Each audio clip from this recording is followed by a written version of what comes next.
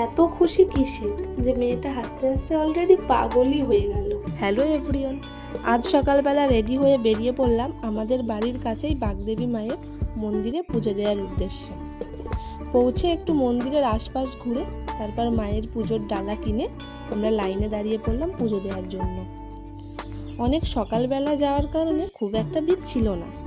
প্রতি বছরের ফাল্গুন মাসে শনি ও মঙ্গলবারে এই মেলাটি অনুষ্ঠিত হয়। শনি ও মঙ্গলবারে দূর দূরান্ত থেকে প্রচুর ভক্তের সমাগম হয় এই মেলায়। শুনেছি এই বাগদেবী মন্দির নাকি অনেক পুরনো। শুনেছি এখানে নাকি আগে পাঠা বলি দেওয়া হতো, এখন আর তা হয় না। তারপর মায়ের কাছে পৌঁছে যেন এক আলাদা রকম শান্তি।